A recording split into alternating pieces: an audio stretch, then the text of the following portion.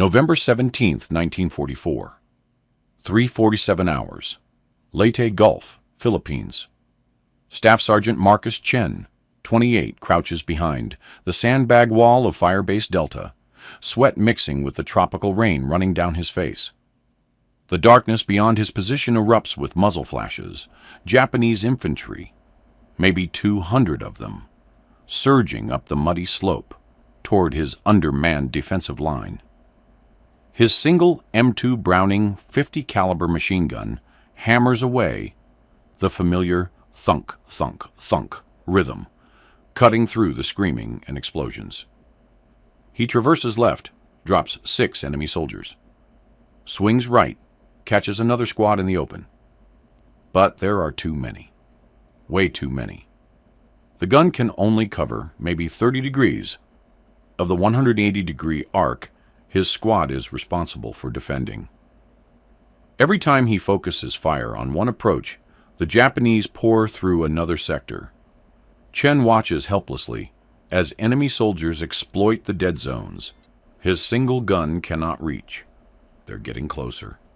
50 yards now, then 40. His loader, Private DeMarco, slams another ammunition belt into the feed tray, yelling something Chen can't hear over the gunfire. In 30 seconds, maybe less, the Japanese will overrun their position. Chen needs 3 guns. He has one. And he knows. But what if you didn't need 3 guns? What if 1 gun could become 3? By late 1944, American forces island hopping across the Pacific faced a tactical nightmare that had claimed over 14,000 casualties in defensive positions alone. Japanese banzai charges, mass infantry assaults launched with suicidal determination, exploited a fundamental weakness in American defensive doctrine. Each M2 Browning machine gun, while devastating in its 450-650 rounds per minute firepower, could only effectively engage targets in a roughly 30 or 40-degree arc at any given moment. To defend a 180-degree perimeter, you needed multiple guns, but logistics meant you rarely had enough. At Tarawa in November 1943, Marines defending the beachhead calculated they needed 17 50 caliber positions to create overlapping fields of fire. They had 9. The gaps in coverage became killing grounds for Americans. During the massive Japanese counterattack on the night of November 21st, enemy infantry infiltrated through the unmanned sectors, reaching within grenade range of defensive positions before being detected. 73 Marines died defending those gaps with rifles and bayonets against an enemy that should never have gotten close. Saipan in June 1944 repeated the nightmare. The largest banzai charge of the Pacific War, over 4,000 Japanese soldiers, struck the 27th Infantry Division's lines near Tanapag on July 7th. American forces had positioned their 50 caliber guns with textbook precision, creating interlocking fields of fire across the likely approaches. But the Japanese didn't attack the likely approaches. They attacked everywhere simultaneously. Machine gunners faced an impossible choice: maintain disciplined fire on their assigned sector while enemy soldiers flanked them, or abandon fire discipline to engage threats across their entire front. Either choice meant leaving dangerous gaps. By dawn, 406 American soldiers lay dead, most killed by enemies who'd simply walked through the undefended spaces between gun positions. The mathematics were brutal and simple. Each M2 Browning weighed 84 pounds. Each tripod added another 44 pounds. Every 1,000 rounds of 50 BMG ammunition weighed 35 pounds. A proper defensive position with adequate ammunition reserves required 3 men just to transport and emplace a single gun. Infantry companies fighting their way across jungle islands couldn't carry enough guns to defend adequately. At Peleliu in September 1944, The 1st Marine Division's after-action reports noted 17 separate instances where defensive positions were overrun specifically because Japanese attackers found and exploited gaps in machine gun coverage. Colonel James Thunder Morrison, commanding the 184th Infantry Regiment on Leyte, spent 3 weeks in October 1944 watching his men die in exactly this scenario.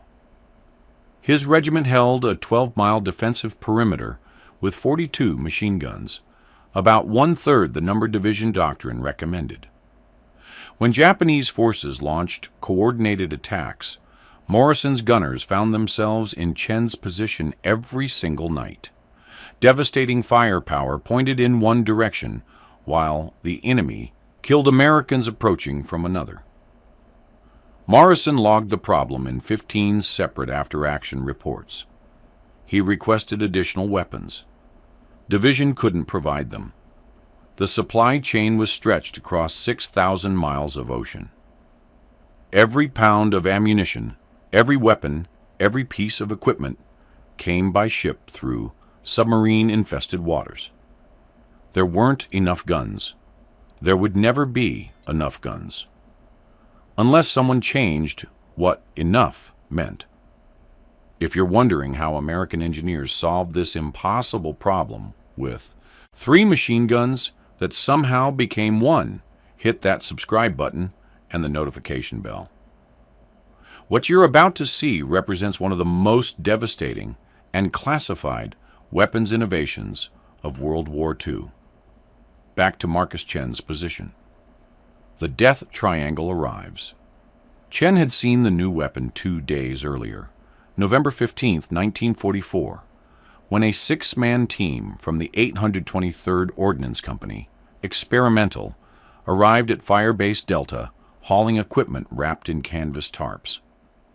The team leader, Technical Sergeant Raymond Wrench Patterson, 34, a former Detroit auto plant foreman turned military weapons engineer, approached Chen with a grin that suggested either brilliance or insanity.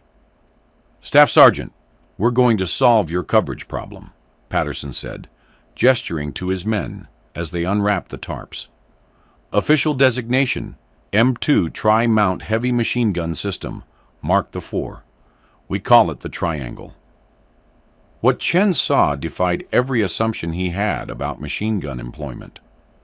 3 complete M2 Browning 50 caliber machine guns, each weighing 84 pounds, mounted on a single rotating platform with a unified tripod base. The guns were arranged in a precise equilateral triangle configuration, each barrel separated by exactly 120 degrees.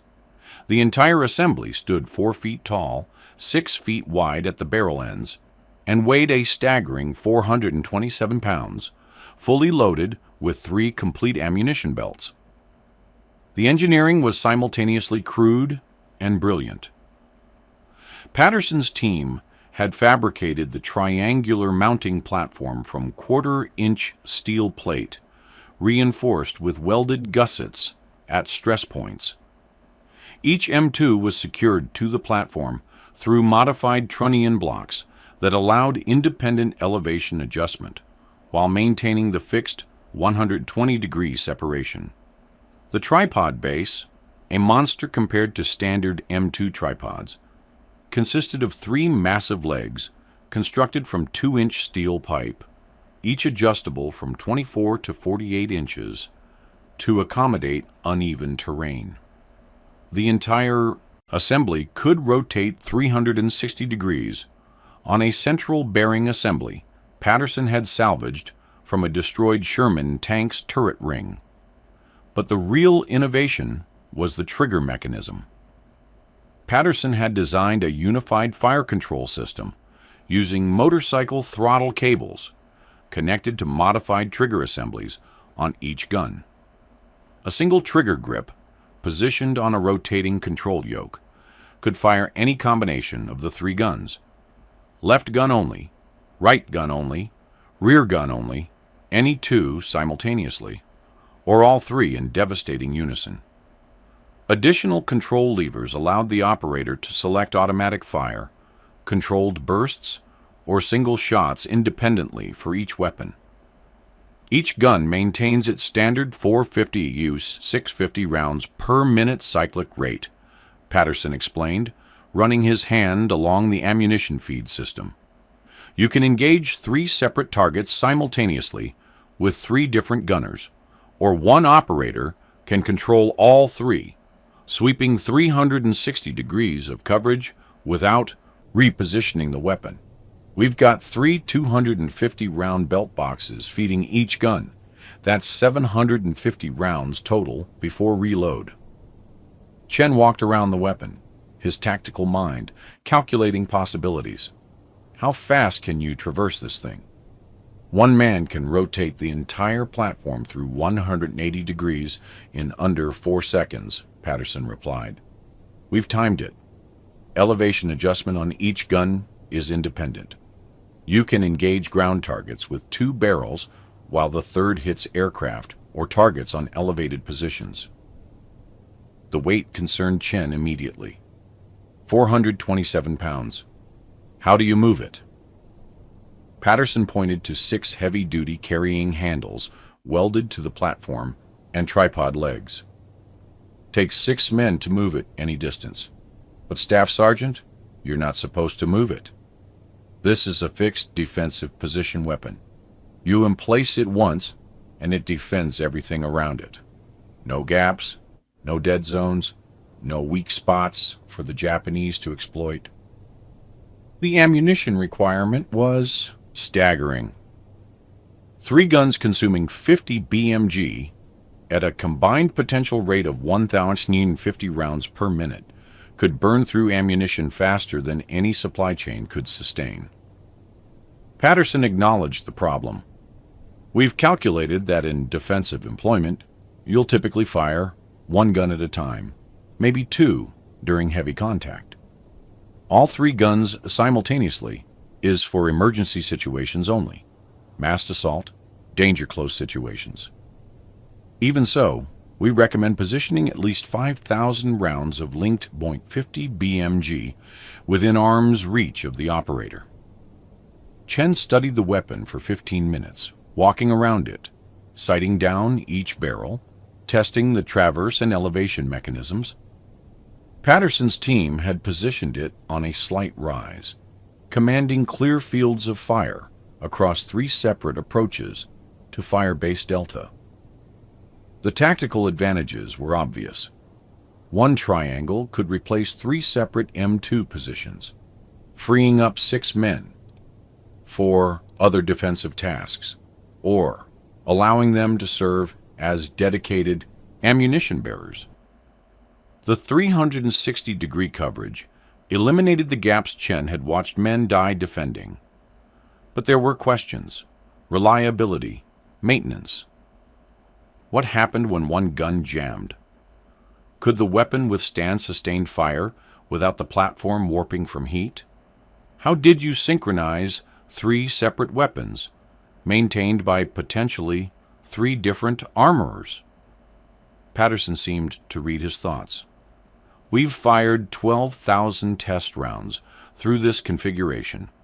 Heat dissipation is actually better than single-mount M2s because the barrels are separated by 4 feet of open air. Each gun can be field-stripped independently without disturbing the others. Jamming in 1 weapon doesn't affect the other 2. You maintain 2/3 firepower, even with 1 gun down. The platform itself is over-engineered by about 30% to handle sustained fire stress. Chen made his decision. Where do you want it positioned? Patterson pointed to a sandbagged position, 40 yards upslope from Chen's current M2 emplacement. There. Elevation advantage. Clear sight lines across all 3 approaches we've identified as high-probability attack routes. Your current single M2 stays where it is as backup. The triangle becomes your primary defensive weapon. It took Patterson's 6-man team plus 4 of Chen's squad members 3 hours to emplace the triangle in its fighting position. They excavated a circular pit 4 feet deep, reinforced it with sandbags stacked 3 feet high, and positioned the weapon on a stable platform of pierced steel planking to prevent the tripod legs from sinking into the muddy ground during recoil. 3 ammunition dumps, each containing 2,000 rounds of linked 50 BMG in metal cans, were positioned within the fighting pit. Patterson's team ran firing tests, adjusted sight alignment on all 3 guns, and verified the traverse mechanism operated smoothly through its full 360-degree arc. By 1700 hours on November 15th, the triangle was operational. Chen assigned 3 gunners to the weapon in rotating shifts. Himself, Vice Corporal James Deadeye Sullivan, 23, from Montana, and Private First Class Robert Yamamoto, 21, a Japanese-American from the 452nd Regimental Combat Team, attached to Chen's unit for his language skills and cultural knowledge of Japanese tactical doctrine. They had 2 days to train on the weapon before the Japanese came. 0352 hours, November 17, 1944. Chen reaches the triangle position at a dead run, sliding into the fighting pit as Japanese mortars start dropping on the perimeter. Sullivan is already there, hunched over the control yoke, 3 ammunition belts, loaded and ready. The muzzle flashes from enemy rifles create a flickering constellation across the darkness downslope. Chen counts positions, estimates numbers. At least 180 Japanese infantry, advancing in 3 separate groups, attacking from the northeast, east, and southeast simultaneously. Exactly the scenario Patterson designed the triangle to defeat. Northeast group first, Chen orders, taking position at the control yoke. They're closest. He grips the unified trigger, aims the left side gun at the leading edge of the northeast assault group, and squeezes. The M2 erupts, the familiar heavy thunk, thunk, thunk rhythm, punching through the darkness. Red tracer rounds arc downrange every 5th bullet, showing Chen exactly where his fire is impacting. Japanese soldiers drop, scattering for cover. Chen counts to 3, releases the trigger. The gun falls silent. He rotates the platform 30 degrees right. The bearing assembly glides smoothly despite the 427-pound weight, and engages the eastern attack group with the front gun. Another 3-second burst. More enemy soldiers falling. Then Chen does something impossible with a standard M2 position. Without repositioning his body, without relocating the weapon, without any delay beyond the milliseconds it takes his finger to shift on the trigger mechanism, he engages the southeastern group with the right side gun. 3 separate attack formations, 3 separate machine guns, all controlled by 1 man from 1 position in the span of 12 seconds. The Japanese don't understand what's happening. Their tactical doctrine assumes American machine guns create predictable fields of fire with exploitable gaps. They've timed their 3-pronged assault to overwhelm Chen's position by forcing him to choose which attack to engage while the others flank him. But there is no choice. There are no gaps. Chen's left gun hammers the northeast group. His front gun shreds the eastern assault. His right gun decimates the southeastern approach, and he's barely moved. Sullivan feeds fresh ammunition belts, his hands moving with practiced efficiency. "They're regrouping!" he shouts over the gunfire. Chen sees it, the 3 Japanese groups pulling back 60 yards, taking cover in shell craters and behind fallen logs. They're adapting, trying to understand the defensive fire pattern they're facing. Then the Japanese make their mistake. At 0356 hours, all three groups surge forward simultaneously in a coordinated rush, believing that overwhelming force concentrated in one explosive moment will breach Chen's position before he can respond. Chen triggers all three guns at once. The sound is apocalyptic. Three M2 Browning machine guns firing in unison produce a combined cyclic rate of approximately 1/800 rounds per minute, 30 rounds per second of 50 caliber devastation. The triangle pattern of the three barrels creates intersecting fields of fire that sweep across the entire 180-degree arc of the assault. There are no gaps. There is no cover. The 50 BMG rounds, each weighing 1.7 ounces and traveling at 2,910 feet per second, punch through palm trees, disintegrate sandbag cover, penetrate multiple bodies in a single shot. The Japanese assault collapses in less than 15 seconds. Chen watches through the muzzle flash, strobing, sees enemy, soldiers diving for any cover, scrambling backward, dragging wounded comrades. He releases the trigger. The three guns fall silent simultaneously. The ringing in his ears competes with the screaming from downslope, Japanese wounded calling for medics, officers shouting orders. Chen has just fired approximately 450 rounds, 150 from each gun. The ammunition belts are still feeding. The barrels are hot but not glowing. The platform hasn't shifted despite the massive recoil forces. Patterson's design is holding. "Count," Chen orders. Sullivan scans the slope with binoculars, using the pre-dawn light starting to filter through the rain. Confirmed 73 enemy down. Maybe another 30 wounded from the screaming. They're pulling back. One weapon, one position, one operator. 73 confirmed enemy casualties in less than 4 minutes of engagement. Chen's single M2 on a standard mount had never achieved anything close to those numbers because he'd never been able to engage 3 separate targets so rapidly. The Japanese tried twice more that night. At 0423 hours, a smaller probe from the north, Chen rotates the triangle 90 degrees and repels them with the rear gun in 8 seconds of firing. At 0537 hours, as dawn breaks fully, a final desperate rush from the east. Chen uses 2 guns in a walking barrage pattern, traversing the platform slowly while firing the front and right guns in sequence. The assault dissolves before reaching within grenade range.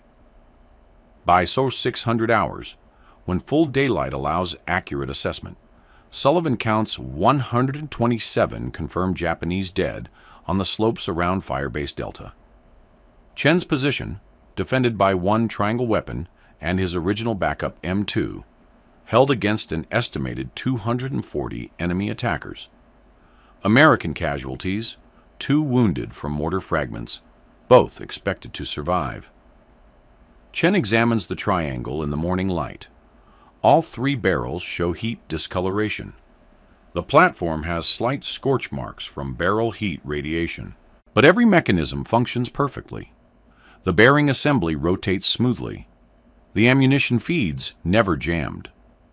Patterson's weapon exceeded every specification, and 127 Japanese soldiers died, learning what American innovation looked like. The 823rd Ordnance Company, experimental, produced 17 triangle weapons between October 12th and December 3rd, 1944, at their field workshop on Leyte.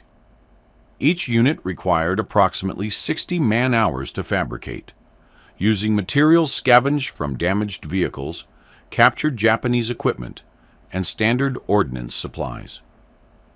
Technical Sergeant Patterson's team documented every step of the manufacturing process in classified reports that remained sealed until 1997. The production bottleneck was the steel plate for the mounting platforms. Quarter-inch steel capable of handling sustained recoil forces wasn't abundant in forward combat zones. Patterson's solution was brilliant and slightly criminal. His team requisited steel plate from damaged Navy, landing craft being salvaged at Tacloban Harbor. Each LST, landing ship, tank, contained approximately 40 square feet of quarter-inch hull plating suitable for conversion into triangle platforms.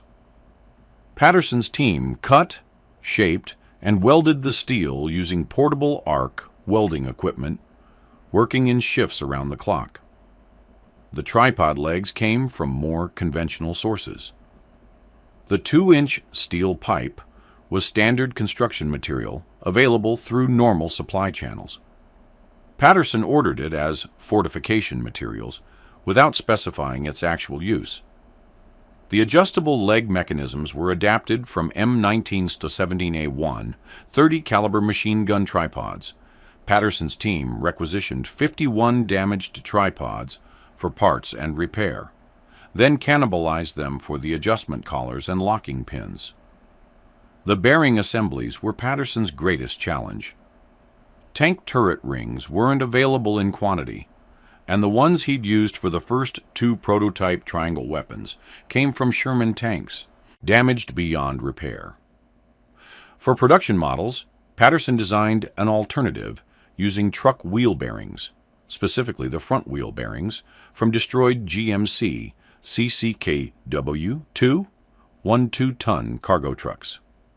Each triangle required 4 heavy-duty truck bearings arranged in a circular pattern to create smooth 360-degree rotation while supporting 427 pounds of weapon and ammunition. Patterson's team processed 12 destroyed trucks to obtain the 68 bearings needed for 17 triangle weapons. The unified trigger mechanism evolved through 3 design iterations. Early prototypes used simple lever linkages that proved unreliable under combat stress. The final design employed aircraft-grade steel throttle cables. Patterson requisitioned them as flight control replacement parts, connected to modified M2 trigger assemblies. Each cable could withstand 800 pounds of tension, well beyond the 12-pound trigger pull required for the M2. The control yoke Patterson designed allowed an operator to fire any combination of the 3 guns using a single grip with 3 selector switches and 1 main trigger. Manufacturing limitations meant the triangle never entered mass production. Patterson's field workshop could produce roughly 1 weapon every 3.5 days. Scaling production would have required dedicated factory facilities, specialized tooling, and most critically, official authorization from Ordnance Department headquarters in the United States. Patterson submitted his design through proper channels on October 28, 1944. The response came back January 17, 1945. Interesting concept. Recommend further testing and evaluation before production consideration. By then, Patterson had 17 triangles deployed in defensive positions across Leyte, and American forces were planning the invasion of Luzon. The Ordnance Department's careful evaluation process was irrelevant. Patterson was fighting a war, not waiting for bureaucracy. The 17 triangle weapons were distributed to units facing the highest probability of mass Japanese assault. Fire Base Delta, Chen's position. 3 positions defending the Tacloban airfield perimeter. 4 positions covering the approaches to the 184th Infantry Regiment's headquarters, and 9 positions distributed among companies of the 7th, 32nd, and 96th Infantry Divisions that were advancing into central Leyte's mountainous terrain. Each weapon came with detailed operating instructions. Patterson typed himself on a liberated Japanese typewriter. The manual covered assembly, operation, maintenance, malfunction procedures, and tactical employment recommendations. Patterson personally trained at least one operator for each triangle, spending 4 to 6 hours with each crew demonstrating proper operation, explaining the engineering principles, and troubleshooting common problems. Japanese intelligence identified the triangle weapons within 11 days of the first combat employment. A captured document dated November 28, 1944, from the Japanese 16th Division headquarters warned subordinate units about a new American weapon, Death Triangle, 3 heavy machine guns arranged in triangular formation on single rotating mount. Extremely dangerous. Conventional assault tactics ineffective. Recommend mortar fires and indirect approach. The Japanese name stuck. American soldiers who encountered the weapon began calling it the Death Triangle, appreciating the grim poetry of the designation. Patterson, with his engineer's precision, still called it the M2 Tri-Mount Heavy Machine Gun System, Mark IV in his reports. But even he used triangle in casual conversation. The weapon's effectiveness exceeded Patterson's projections. After-action reports from units equipped with triangles documented 47 separate defensive engagements between November 17th and December 31st, 1944. In those engagements, triangle-equipped positions repelled approximately 3,400 attacking Japanese soldiers while suffering only 17 American casualties, a kill ratio of 200.1. Standard single-mount M2 positions typically achieved kill ratios of 25.1 to 40.1 in defensive employment. The mathematics were stunning. Each triangle effectively replaced 3 separate M2 positions while requiring only slightly more ammunition than a single gun would have used, engaging the same number of targets sequentially. The key advantage wasn't ammunition efficiency, it was temporal compression. A triangle could engage 3 targets in the time a single M2 required to engage 1, eliminating the tactical advantage Japanese forces gained through simultaneous multi-axis assaults. Understanding why the triangle proved so lethal requires examining the geometry of defensive fire. A single M2 Browning, even on a free-swinging tripod mount, can only engage targets effectively across a roughly 40-degree arc before the gunner must physically reposition his body and sight picture. Traversing the gun 90 degrees requires approximately 3 seconds, an eternity in combat. During those 3 seconds, enemy soldiers can cover 15 to 20 yards, often enough to reach dead ground or covered approaches. The triangle eliminated this vulnerability through persistent coverage. With 3 guns separated by exactly 120 degrees, rotating the entire platform through 40 degrees allowed the operator to keep continuous fire on targets across a 160-degree arc, using sequential gun engagement. The mechanical advantage was profound. Instead of the operator repositioning his body, only his finger moved on the trigger selector. The 50 BMG cartridge provided the lethality foundation. Each round delivered 13,350 foot-pounds of energy at the muzzle, enough to penetrate half an inch of steel plate at 500 yards or punch through multiple human bodies at combat ranges. The 660 grain bullet, 1.7 ounces, traveled at 2,910 feet per second, creating massive temporary wound cavities through hydrostatic shock. A single 50 Yars BMG hit anywhere on the torso was almost universally fatal. Limb hits routinely resulted in traumatic amputation. The triangle multiplied this lethality across 3 independent weapons. When all 3 guns fired simultaneously, they created intersecting fields of fire that formed what combat analysts called a beaten zone of total coverage, an area where survival was statistically impossible. The three guns, each firing at slightly different angles, created a pattern where bullets arrived at the target area from three different vectors simultaneously. Soldiers diving for cover from one gun's fire often emerged directly into the fire from another. Heat management was critical. A single M2 firing continuously will reach barrel temperatures exceeding 800 degrees Fahrenheit within 200 rounds, requiring barrel changes to prevent warping and loss of accuracy. The triangle's three-barrel configuration, with each gun separated by 4 feet of open air, allowed substantially better cooling. Heat dissipation testing showed triangle barrels ran approximately 180 degrees cooler than single-mount M2s under identical firing conditions because the air gap prevented heat transfer between weapons. This cooling advantage meant triangle gunners could sustain higher rates of fire for longer periods.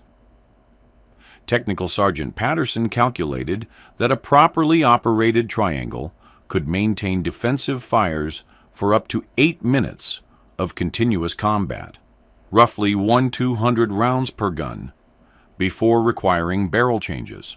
A single M2 needed barrel changes after 4 to 5 minutes under the same conditions.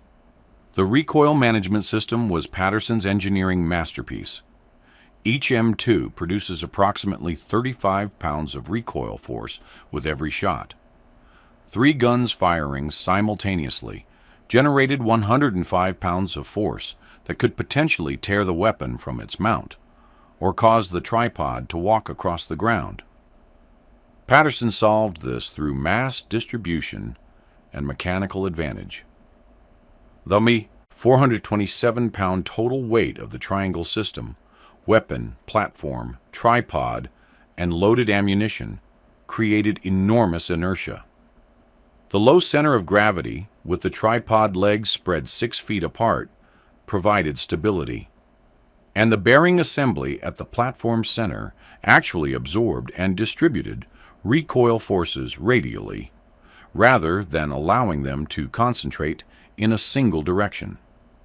Field testing revealed an unexpected benefit.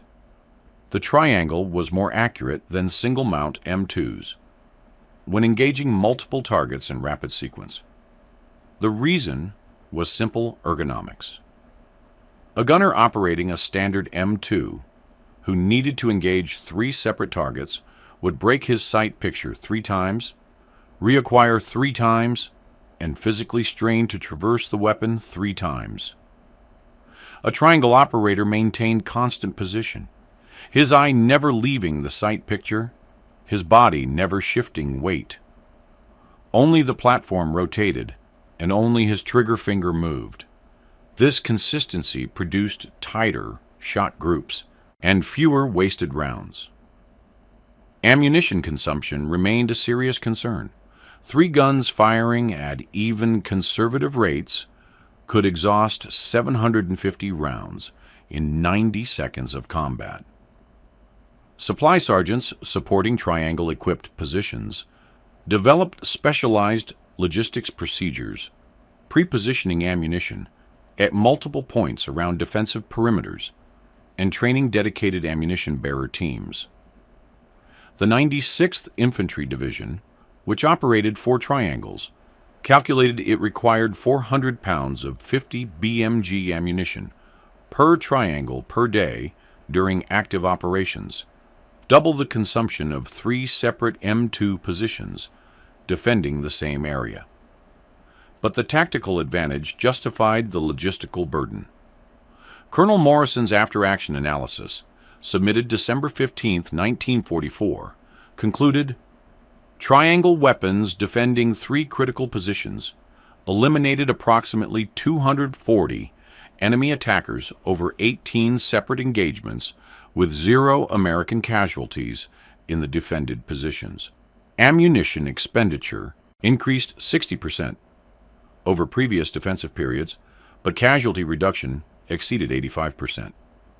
Recommend continued deployment and expansion of program if manufacturing capacity permits. manufacturing capacity didn't permit. Patterson's field workshop closed in February 1945 when the 823rd Ordnance Company redeployed to support operations on Luzon. The 17 triangle weapons remained with their original units, maintained by dedicated armorers who understood Patterson's design. No additional triangles were manufactured.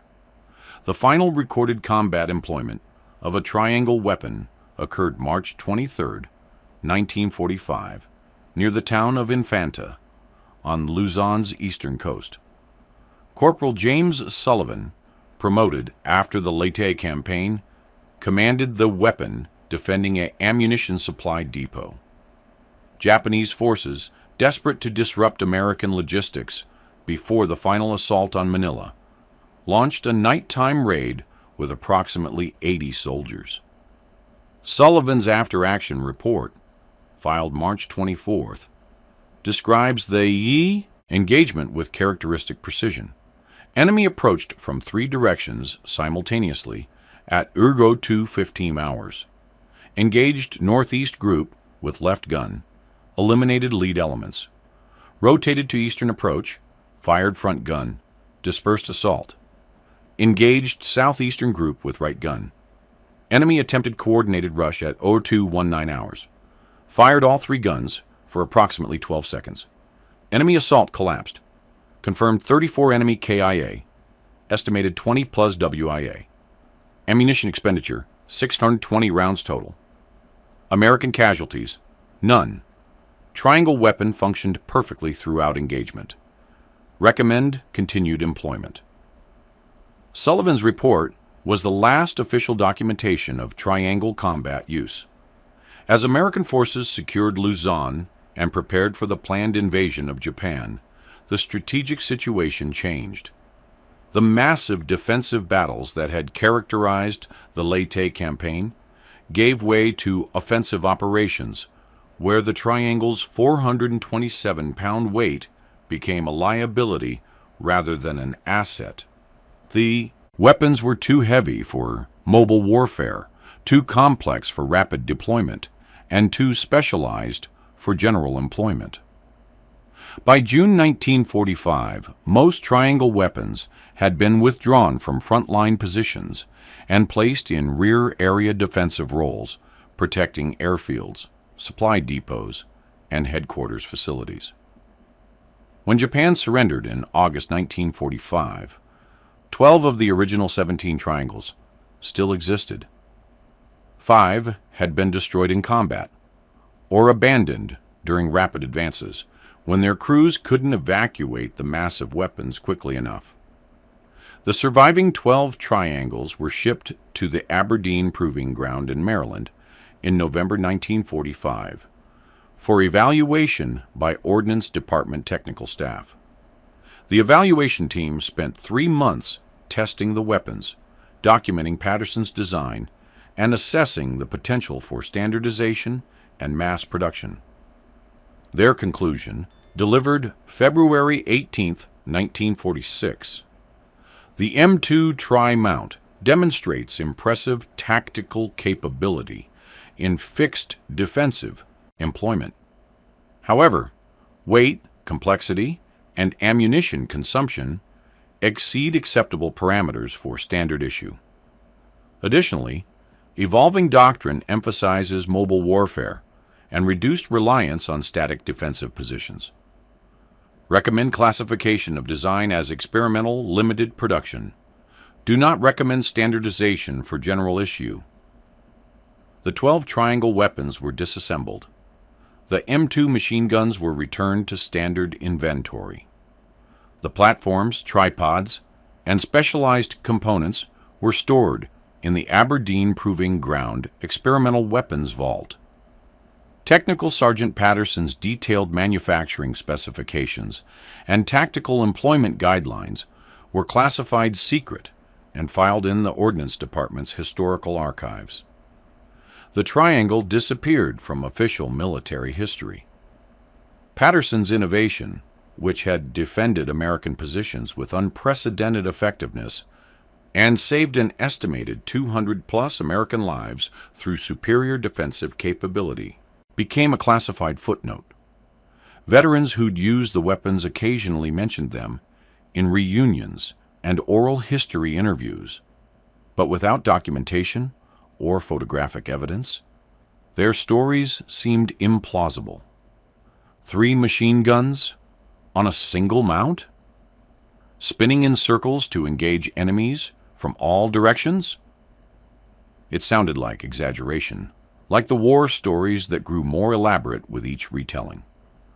The truth remained locked in classified files for 52 years. The triangle design was declassified on July 12, 1997, as part of a broader release of World War II experimental weapons documentation.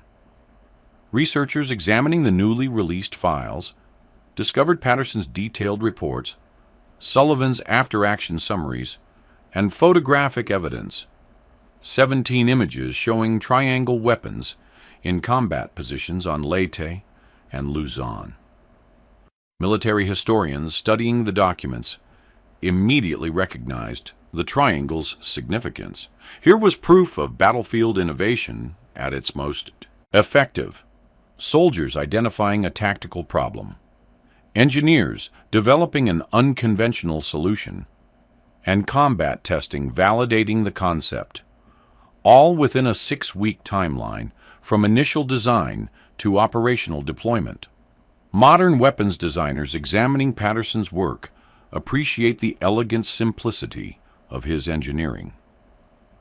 Using available materials, basic fabrication tools, and mechanical principles understood since the Industrial Revolution, Patterson created a weapons system that solved a genuine tactical problem. The triangle wasn't technologically revolutionary. It was 3 existing machine guns on a rotating platform. But the application of that simple concept in the specific context of Pacific Island defensive warfare proved devastatingly effective. The triangle influenced modern weapons development in subtle ways. Contemporary multi-barrel systems like the M134 minigun, 6 rotating barrels, and the GAU-8A Avenger, 7 rotating barrels, use different operating principles but share the triangle's core concept: multiple barrels engaging multiple targets or maintaining sustained fire through sequential barrel use. The triangle proved that multiple guns on a single mount offered tactical advantages that outweighed the weight and complexity penalties. Staff Sergeant Marcus Chen survived the war. He returned to California in December 1945, married his high school sweetheart in April 1946, and worked as a mechanical engineer for Boeing until his retirement in 1981.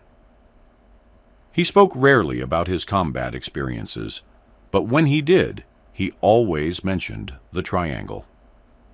In a 1993 oral history interview conducted by the Library of Congress Veterans History Project, Chen described the weapon with precision and obvious respect.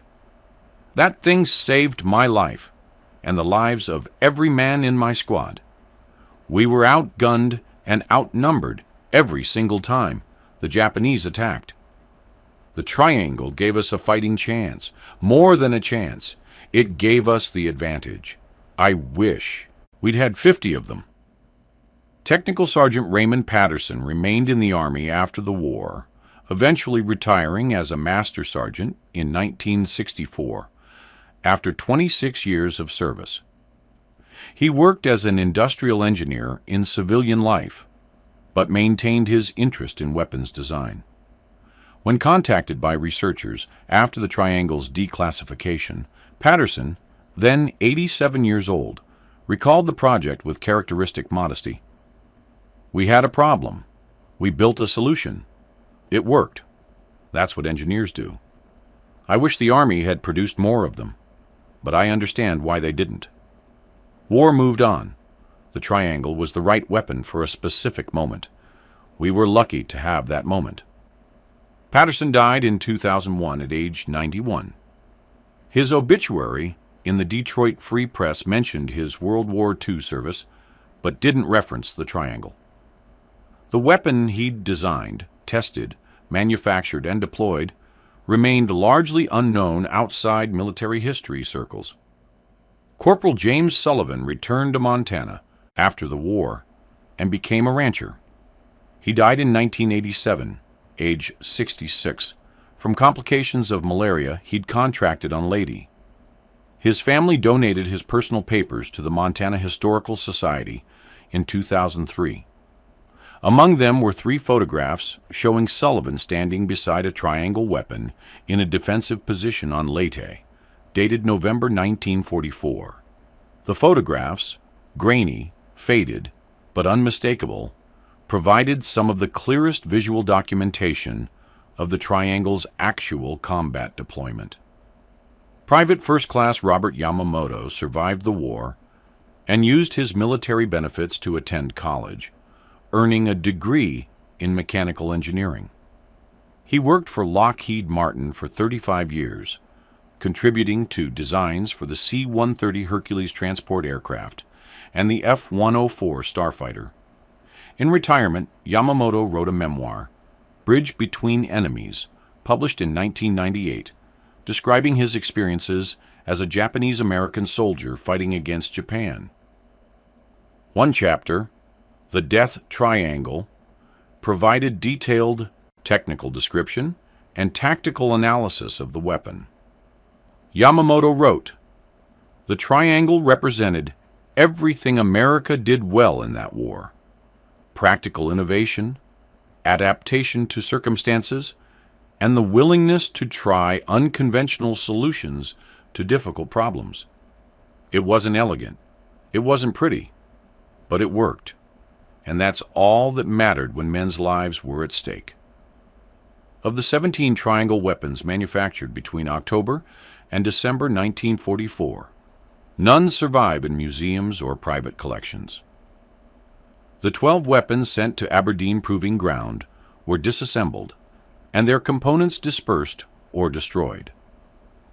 The 5 triangle weapons lost during combat on Leyte and Luzon presumably remain in the jungles of the Philippines, buried under 79 years of tropical growth, slowly rusting into the soil. But the concept survives. Modern military forces still face the tactical problem the triangle solved, creating 360-degree defensive coverage from fixed positions against numerically superior attackers.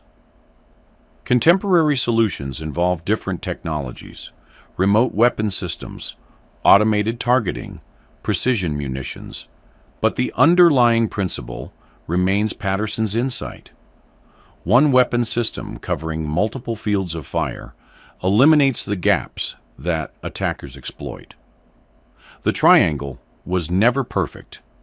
It was too heavy, too complex, and too ammunition-intensive for general deployment. But for the specific tactical situation, American forces faced defending against mass Japanese assaults on Pacific Islands in late 1944. It was exactly right. It saved lives. It achieved its purpose. And it demonstrated that battlefield innovation, executed quickly with available resources by soldiers who understood the actual problems they faced, could make the difference between victory and defeat. If these stories of American innovation and the soldiers who use these weapons to defend their lives and their brothers matter to you, please hit that like button and subscribe to this channel. We're committed to sharing these forgotten stories of World War II, ensuring that the men like Marcus Chen, Raymond Patterson, James Sullivan, and Robert Yamamoto are remembered not just as statistics, but as individuals who faced impossible situations and found ways to survive. Turn on notifications so you never miss these stories. And in the comments, let us know, did anyone in your family serve in the Pacific Theater? Did they ever mention unusual weapons or battlefield innovations they encountered? Your family stories are part of this history, and we want to hear them. The Death Triangle existed for roughly 7 months of combat in 1944 and 1945. In that brief window, it defended American positions with unprecedented effectiveness, killed hundreds of enemy soldiers who would otherwise have killed Americans, and proved that innovation in warfare isn't always about revolutionary technology. Sometimes it's just about putting 3 machine guns on one mount and giving one soldier the ability to defend in every direction at once. Remember their names, remember their innovation, and remember that every technological advantage we take for granted today came from someone, somewhere, solving a problem that was getting people killed. That someone in late 1944 on a jungle island in the Philippines was Technical Sergeant Raymond Patterson, and his solution was the Death Triangle.